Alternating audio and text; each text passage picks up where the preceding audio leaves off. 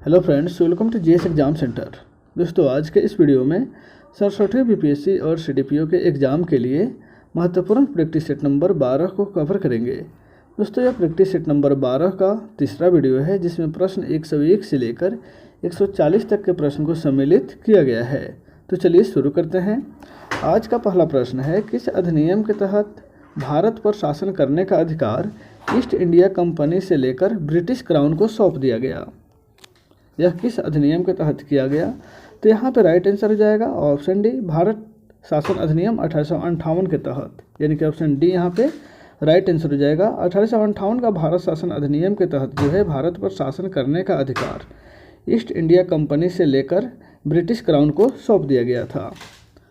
Next है question number 2, 42वें संविधान संशोधन अधिनियम के द्वारा प्रस्तावना में जोड़े गए शब्दों का सही अनुक्रम को चुनना है।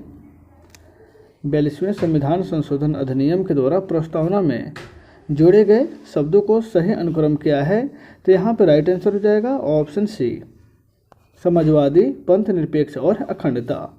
42वां संविधान संशोधन जो 1976 में हुआ था, जिसके तहत उद्देशिका में 3 नए शब्द समाजवादी, पंथ निरपेक्ष और अखंडता शब्द को शामिल किया गया था।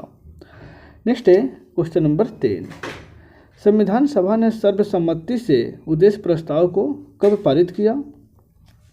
संविधान सभा ने सर्वसम्मति से उद्देश्य प्रस्ताव को कब पारित किया था? तो राइट आंसर होगा ऑप्शन बी, 22 जनवरी 1947 को। नेक्स्ट है क्वेश्चन नंबर 4, भारत के राष्ट्रपति पद के लिए निर्धारित योग्यताओं के संबंध में निम्नलिखित में से कौन सा कथन सही है? भारत के राष्ट्रपति के पद के लिए निर्धारित योग्यताओं के संबंध में कौन सा कथन सही है? तो यहाँ पे राइट आंसर हो जाएगा ऑप्शन ए, कथन 2 और 4 जो है वह सही है, यानी कि राष्ट्रपति बनने के लिए 35 वर्ष की आयु पूर्ण कर चुका हो और वह किसी लाभ के पद पर न हो। नेक्स्ट है क्वेश्चन नंबर 5, निम्न में से किस वर्ष भारत में राष्ट्रीय आपातकाल लागू नहीं हुआ था? तो यहाँ पे राइट आंसर हो जाएगा ऑप्शन ए, 1965 ईस्वी में जो है भारत में राष्ट्रीय आपातकाल लागू नहीं किया गया था, क्योंकि जो 1962 ईस्वी में राष्ट्रीय आपातकाल लागू किया गया था वह 1968 तक चला था। इसलिए 1965 ईस्वी में पाकिस्तान के विरुद्ध जो है युद्ध के समय आपातकाल लागू करने की आवश्यकता नहीं पड़ी थी। यहाँ पे जो है 1962, 1975 और 1971 ये तीनों राइट आंसर हो जाएगा। नेक्स्ट है क्वेश्चन नंबर 6, संविधान के किस भाग को भारत का मैग्ना कार्टा की संज्ञा दी गई है? संविधान के किस भाग को भारत के मैग्ना कार्टा की संज्ञा दी गई है? तो यहाँ पर राइट आंसर हो जाएगा ऑप्शन सी, भाग 3। भाग 3 को जो है भारत का मैग्ना कार्टा कहा जाता है, क्योंकि इसके अंतर्गत जो है अनुच्छेद 12 से 35 तक मौलिक अधिकारों का वर्णन किया गया है। नेक्स्ट है क्वेश्चन नंबर 7, द्वितीय पिछड़ा वर्ग आयोग का गठन किसकी अध्यक्षता में हुआ था? द्वितीय पिछड़ा वर्ग आयोग का गठन, तो यहाँ पर राइट आंसर हो जाएगा ऑप्शन बी, बीपी मंडल की अध्यक्षता में द्वितीय पिछड़ा वर्ग आयोग का गठन 1969 में किया गया था। नेक्स्ट है क्वेश्चन नंबर 8, निम्नलिखित में से किस भाषा को 92वें संविधान संशोधन अधिनियम के द्वारा संविधान की 8वीं अनुसूची में नहीं जोड़ा गया? इनमें से कौन सी भाषा है जो 92वां संविधान संशोधन अधिनियम के तहत 8वीं अनुसूची में नहीं जोड़ा गया था? तो यहाँ पर राइट आंसर हो जाएगा ऑप्शन डी, नेपाली। नेपाली भाषा को नहीं जोड़ा गया था। बाकी जो है 92वां संविधान संशोधन के तहत मैथिली, डोगरी और संथाली भाषा को 8वीं अनुसूची में शामिल किया गया। नेक्स्ट है क्वेश्चन नंबर 9, भारत में किस लोकसभा के कार्यकाल में 2 बार विस्तार किया गया? भारत के किस लोकसभा के कार्यकाल में 2 बार विस्तार किया गया था? तो वह 5वीं लोकसभा थी, यानी कि ऑप्शन सी यहाँ पे राइट आंसर हो जाएगा। नेक्स्ट है क्वेश्चन नंबर 10, राष्ट्रीय महिला आयोग का गठन हुआ था?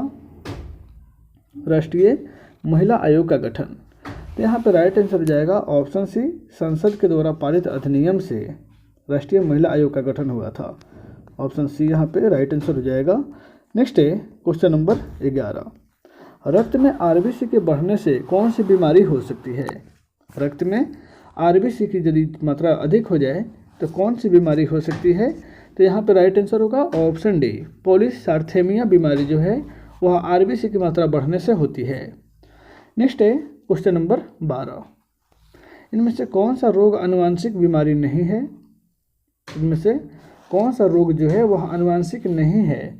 तो यहाँ पे राइट आंसर हो जाएगा ऑप्शन ए, उपयुक्त में से कोई नहीं या एक से अधिक, क्योंकि दिए गए सभी विकल्प जो है वह आनुवांशिक रोगों की श्रेणी में ही आते हैं, जैसे में sickle cell anaemia, haemophilia, down syndrome और टर्नर सिंड्रोम, ये सभी आनुवांशिक बीमारी है।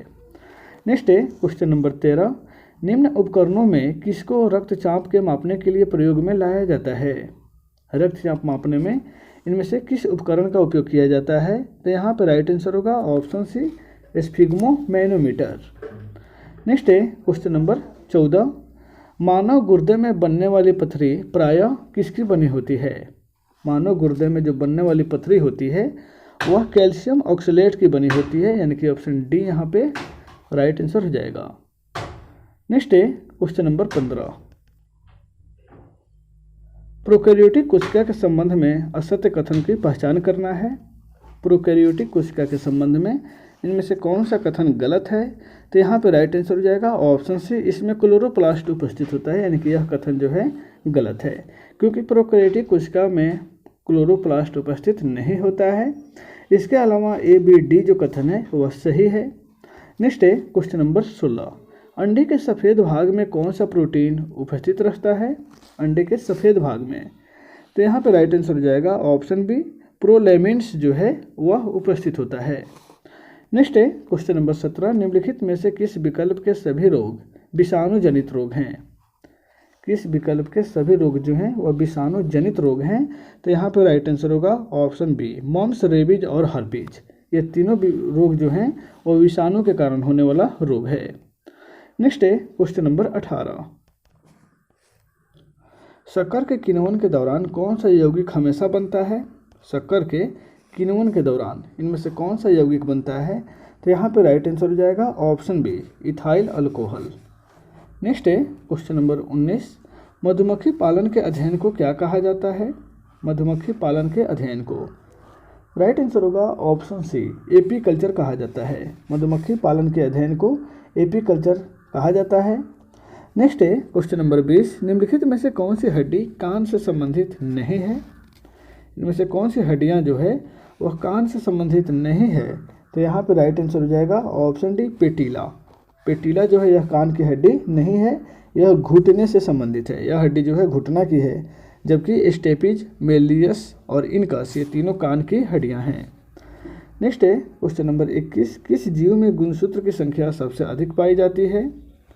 गुणसूत्र की संख्या इनमें से अधिक है, तो यहाँ पे राइट आंसर होगा ऑप्शन सी, कबूतर। कबूतर में जो है गुणसूत्र की संख्या जो है वह 80 होता है, जबकि बिल्ली में 38, कुत्ता में 78 और चिंपैंजी में 48 गुणसूत्र होता है। आपको बता दें कि मानव में जो है वह 46 गुणसूत्र की संख्या होती है। नेक्स्ट है क्वेश्चन नंबर 22, भूकंप की तीव्रता किस यंत्र से मापी जाती है? भूकंप की जो तीव्रता है वह इनमें से किस यंत्र के द्वारा मापा जाता है? तो वह यंत्र है रिएक्टर स्केल, यानी कि ऑप्शन ए राइट आंसर हो जाएगा। नेक्स्ट है क्वेश्चन नंबर 23, मानव रक्त का पीएच मान कितना होता है? मानव रक्त का पीएच मान, तो यहाँ पर राइट आंसर हो जाएगा ऑप्शन सी, 7.4 जो है वो मानव रक्त का पीएच मान होता है। नेक्स्ट है क्वेश्चन नंबर 24, शरीर में HIV वायरस किस सिस्टम को असर करता है? शरीर में जो HIV वायरस होता है वह इनमें से किस सिस्टम को असर करता है? तो यहाँ पे राइट आंसर हो जाएगा ऑप्शन बी, प्रतिरक्षा प्रणाली को, यानी कि प्रतिरक्षा को HIV वायरस जो है नष्ट करता है। नेक्स्ट है क्वेश्चन नंबर 25, निम्नलिखित में से कार्बन परिवार के अंतर्गत कौन नहीं आता है? इनमें से कार्बन परिवार के अंतर्गत कौन नहीं आता है? तो वह है मैग्नीज, यानी कि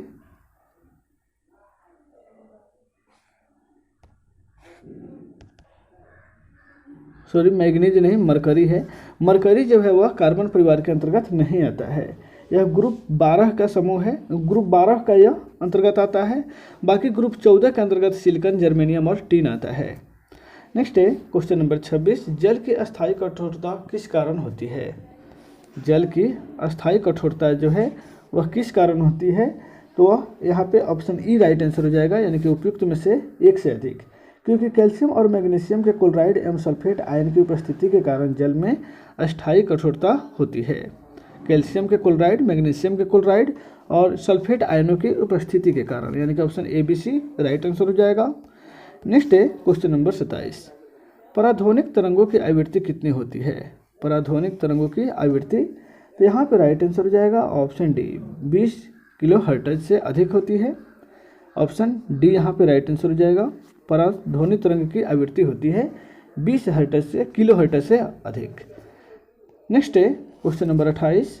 बॉक्साइट का आणविक सूत्र क्या है? बॉक्साइट जो कि एल्युमिनियम का अयस्क होता है, इसका आणविक सूत्र होता है Al2O3 2H2O, यानी कि ऑप्शन सी राइट आंसर हो जाएगा। नेक्स्ट है क्वेश्चन नंबर 29। निम्नलिखित में से किसे द्रव सोना कहा जाता है? द्रव वाला सोना इसको कि इनमें से किसे कहा जाता है? तो वह होता है पेट्रोलियम। पेट्रोलियम को द्रवीकृत सोना कहा जाता है। यहाँ पे ऑप्शन सी राइट आंसर हो जाएगा। नेक्स्ट है क्वेश्चन नंबर 23। क्वांटम संख्या कितने प्रकार की होती है? क्वांटम संख्या जो है वह कितने प्रकार की होती है? तो यहाँ पे राइट आंसर होगा ऑप्शन सी 4 प्रकार की क्वांटम संख्याएं होती है, मुख्य, द्विअंशीय, चुंबकीय और चक्रण। नेक्स्ट है क्वेश्चन नंबर 31। एल्कीन में कौन सा बंधन होता है? एल्कीन में कौन सा बंधन होता है? तो एल्कीन जो है वह द्विबंधन से बंधा होता है, यानी कि द्विबंध होता है। उसमें हाइड्रोकार्बन 3 प्रकार के होते हैं, जिसमें अल्केन, एल्कीन और एल्काइन होता है। एल्केन में एकल बंध होता है और एल्कीन जो होता है वह द्विबंध होता है और एल्काइन त्रिबंध होता है। नेक्स्ट है क्वेश्चन नंबर 32। द्रव बूंद का आकार गोलीय होने का क्या कारण है? द्रव का जो बूंद होता है उसका आकार गोलीय होने का कारण है पृष्ठ तनाव, यानी कि ऑप्शन बी यहाँ पे राइट आंसर होगा। नेक्स्ट है क्वेश्चन नंबर 33। कार्य विस्थापन एवं बल में क्या संबंध है? कार्य विस्थापन एवं बल में, तो यहाँ पे राइट आंसर होगा ऑप्शन डी, कार्य बराबर बल गुना विस्थापन होता है। नेक्स्ट है क्वेश्चन नंबर 34।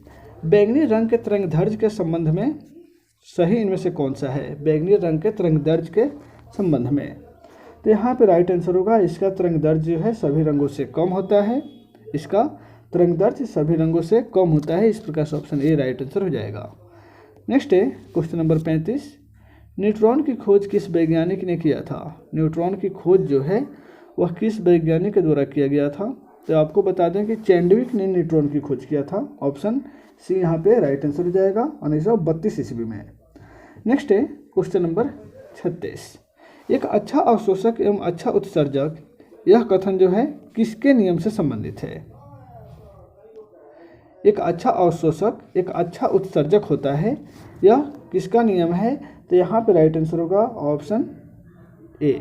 यह जो है किरचॉफ के नियम के अनुसार एक अच्छा अवशोषक एक अच्छा उत्सर्जक होता है। नेक्स्ट है क्वेश्चन नंबर 37। समतल दर्पण की वक्रता त्रिज्या किसके बराबर होती है? तो समतल दर्पण की वक्रता त्रिज्या जो है वह अनंत होती है। नेक्स्ट है क्वेश्चन नंबर 38। WW का विस्तारित रूप क्या है? यह वेब से संबंधित प्रश्न है, कंप्यूटर से संबंधित, इंटरनेट से संबंधित। WW का विस्तारित रूप क्या है? तो यहाँ वर्ल्ड वाइड वेब जो है वह WW का फुल फॉर्म होता है, यानी कि विस्तारित रूप होता है। नेक्स्ट है क्वेश्चन नंबर 39। शक्ति का मात्रक इनमें से क्या होता है? शक्ति का मात्रक, तो यहाँ पे राइट आंसर हो जाएगा ऑप्शन है वाट जो है वह शक्ति का मात्रक होता है। नेक्स्ट है क्वेश्चन नंबर 40। ओजोन के कितने परमाणुओं से मिलकर बनता है? ओजोन जो है वह ऑक्सीजन के कितने परमाणु से मिलकर बनता है? ओजोन, तो यहाँ पे राइट आंसर हो जाएगा ऑप्शन सी। ओजोन जो है वह 3 ऑक्सीजन के परमाणुओं से मिलकर बना होता है, इसीलिए उसका आणविक संकेत O3 होता है। तो दोस्तों आज के इस वीडियो में बस इतना ही, फिर मिलते हैं नेक्स्ट वीडियो में। Take care.